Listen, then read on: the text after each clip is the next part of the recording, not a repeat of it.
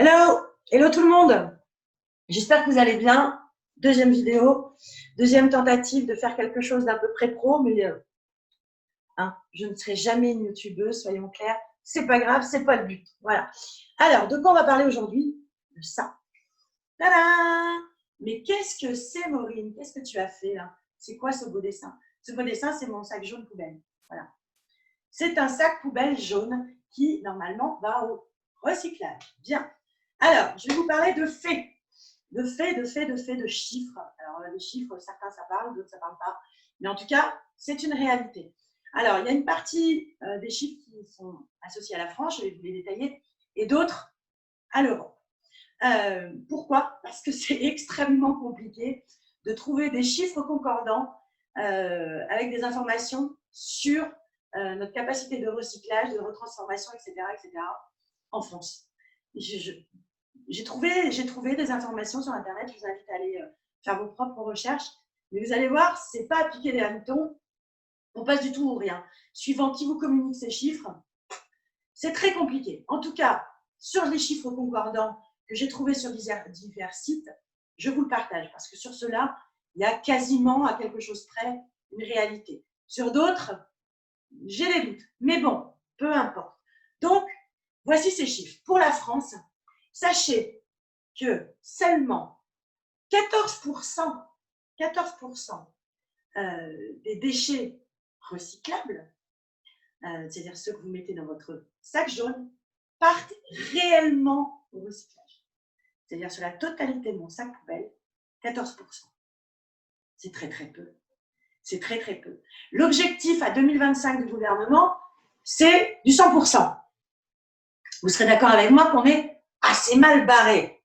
Alors, c'est pas que les volontés soient pas là, je pense qu'il y a une vraie volonté derrière, sauf que là, la grande excuse pour mettre un frein à cette politique du 100% recyclé, c'est la crise du Covid-19. Pourquoi? Parce que tout simplement, entre les gants, les masques qui atterrissent dans la nature, c'est une catastrophe, messieurs, dames. Pitié. Même si c'est que 14%. Mettez-les à la poubelle, ne les jetez pas dans la nature. Eh bien, la crise du Covid-19 a fait faire un pas en arrière au gouvernement avec les produits à usage unique.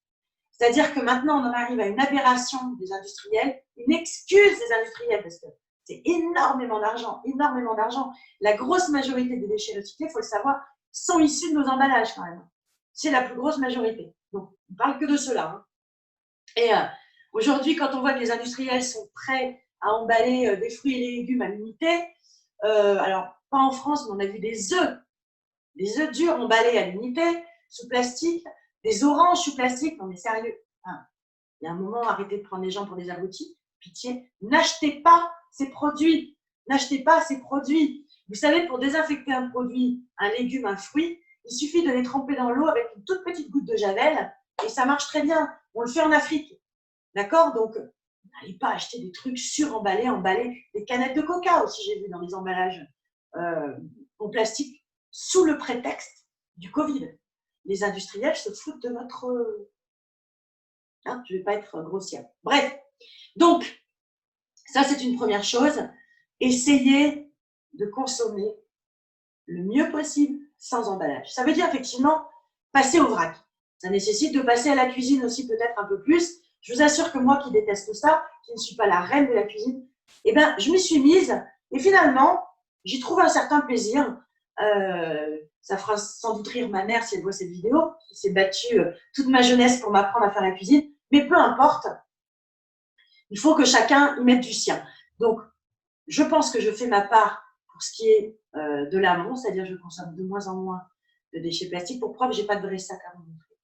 Voilà.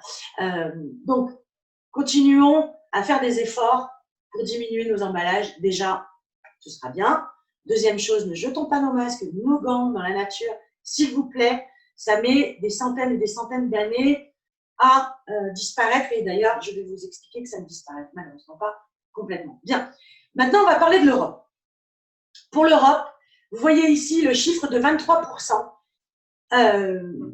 sur la totalité donc, des emballages qui sont recyclables, partir au recyclage. Alors, dans cette partie des 23%, il faut savoir que quand ça part au recyclage, pour parler par exemple d'une bouteille de plastique, une bouteille d'eau, d'accord, minérale, on est les grands champions au monde de consommation d'eau en bouteille en plastique.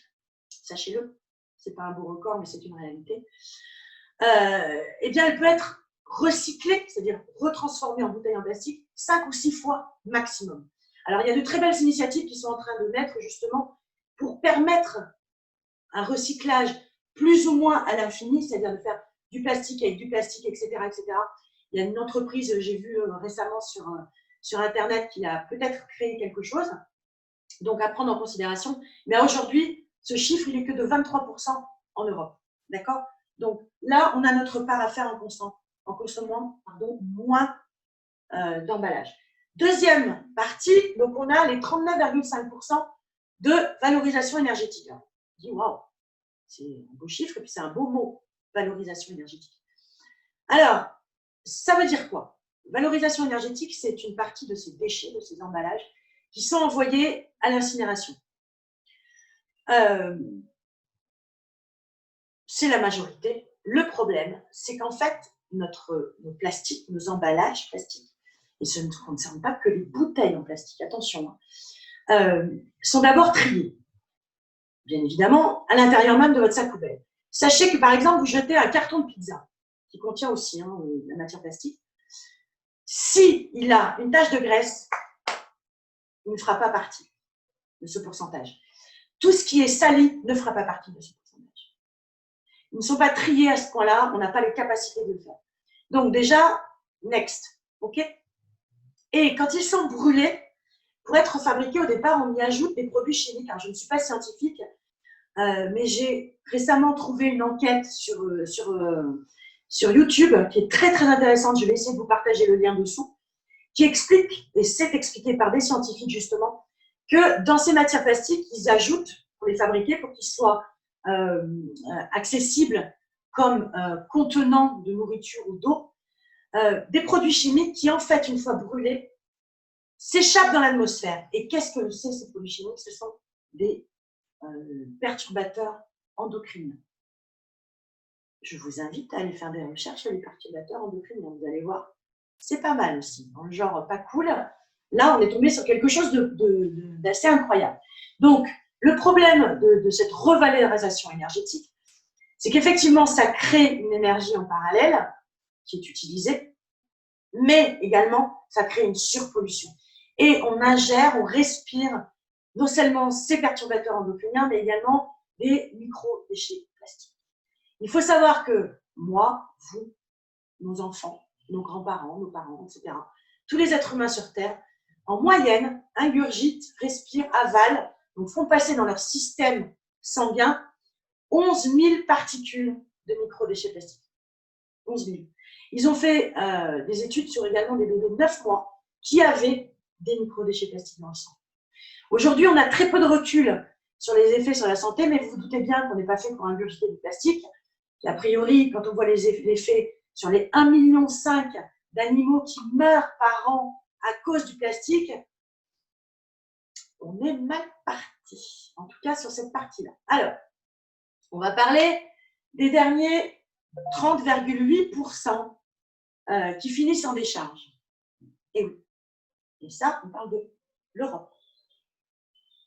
Donc, c'est des tonnes et des tonnes et des tonnes et des tonnes et des tonnes d'emballages plastiques qui finissent dans la nature, dans des décharges à ciel ouvert, qui sont enfouies, qui sont posées à même des décharges avec juste des grillages autour. Il y a des exemples partout sur Internet où vous voyez, dès qu'il y a un peu de vent, il y a tout qui s'envole, tout qui s'éparpille.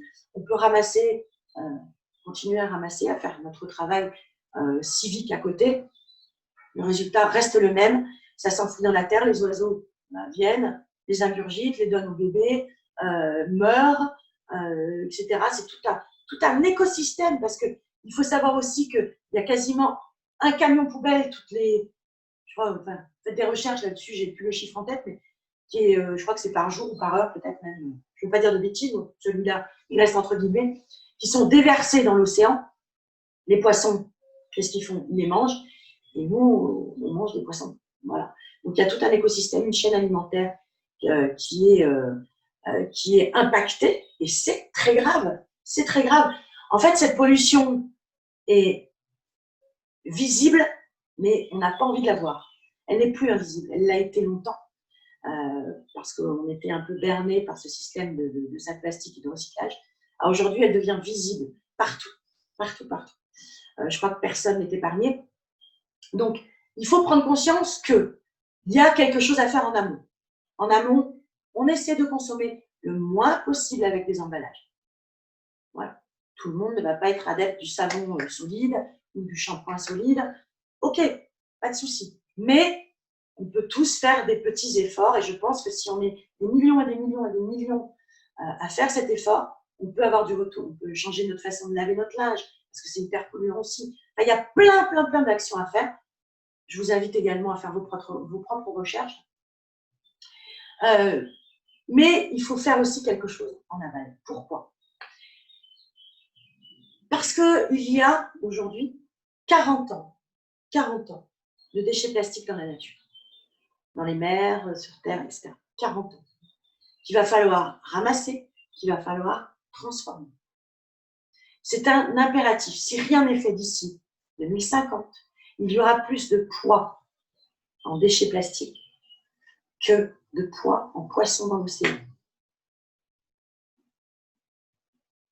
Voilà, ça, c'est une réalité.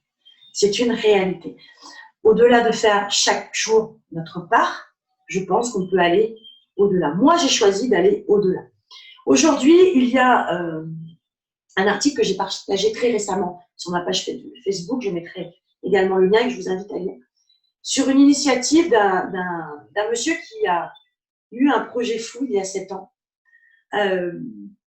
De créer un bateau qui allait ramasser, collecter tous ces déchets plastiques dans l'océan, grâce à une espèce de bouée géante de 600 mètres. Aujourd'hui, son système fonctionne au bout de 7 ans de recherche et développement.